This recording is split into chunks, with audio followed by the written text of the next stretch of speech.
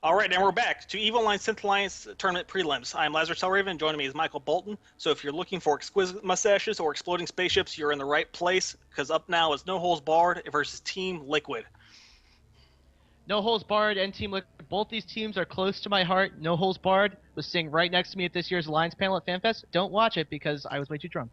And Team Liquid is from one of my favorite websites, teamliquid.net. I'm a big StarCraft fan, and hopefully they represent the StarCraft community, and they are the Bonjour of the Alliance tournament. We have 3 Tengus for the Team Liquid team, and then in a Vigil. And we have 2 armor-tanked Slipnirs, an Oneros, a Merlin, and Cursus, and a Rifter. How do you feel about armor-tanked Slipnirs, Laz?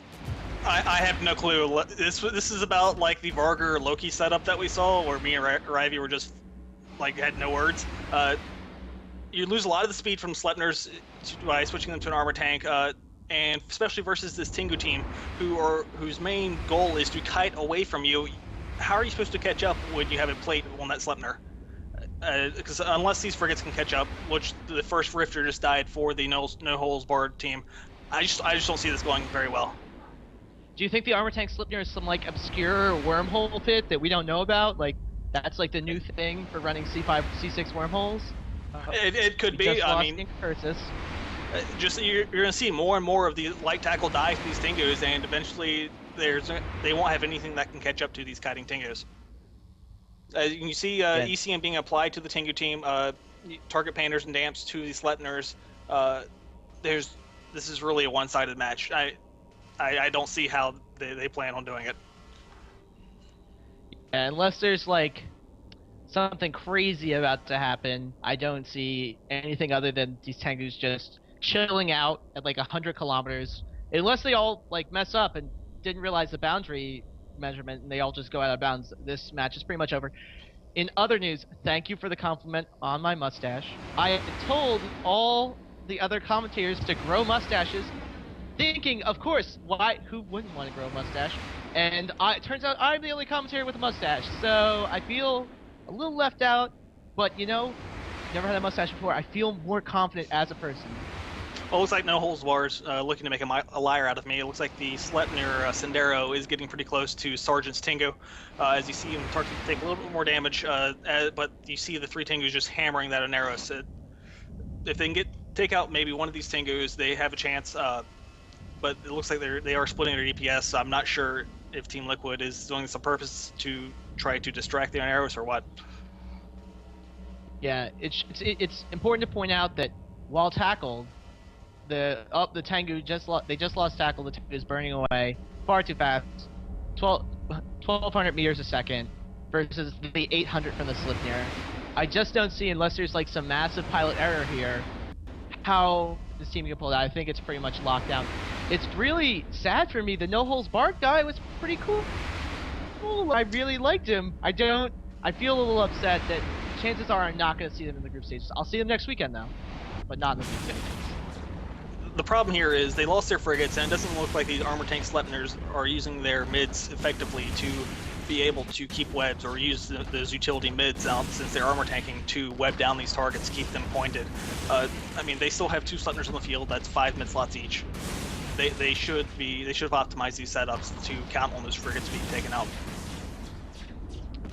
So now, just like the armor Slipnir and the sort of Varger Loki setup you guys saw yesterday, what do you think? Do you think teams don't test these, or like how do you think a team in their head runs through this? Because they obviously have lots of run-up time to work out what's good, what's not. Everything's free on Sissy or almost free. How do you think teams walk into these decisions?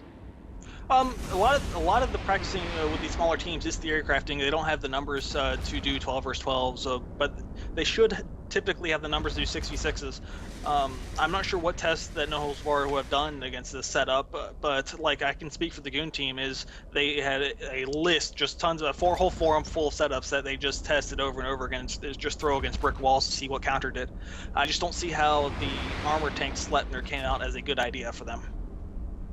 Yeah, no, it also doesn't help. Team Liquid is one of those teams that there's been like some buzz around them, like people are saying, oh, they might be pretty good. Like we don't know if they're going to be really good. They're from a forum that obviously does a lot of theory crafting. There's a massive threads and forums about StarCraft strategy. Maybe that skill is translating over into EVE Online. They got some Terran setups. They're building battle cruisers. It's going to be where it's at. Yeah, I looked at their forums. It doesn't help my StarCraft 2 play, but you see the Well, that's because you're Sleipnir bronze. You see the Sleipnir for Cinderero entering structure. He's going to be going down soon. The Team Liquid team has not lost anything. This is, I believe, the first successful Tengu team we've seen this so far in the tournament. They are a popular tournament ship, especially in the larger matches of 12 mans. So we hopefully will see more going forward. What fit do you like on Tangus if you're going to bring Tangus to the tournament? I have a near and dear place in my heart for PL setup last year, which was the ham fit Tengus. They do about 600, 650 DPS. They're beefy, and they just get in your face and kill things. Unless you're a frigate, then they don't do much damage. I also have a near and dear place in my heart, but just for ham. Like the meat ham is just really one of my favorite meats. If I were to pick my favorite of all the meats, we have the Sleipnir entering like 10% armor. Match is about to be wrapped up. Any closing thoughts as this Sleipnir falls, Lazarus Telraven? I'm still in shock of kind of like the dual tanks max, dual tank Macarials. I just don't know what to say.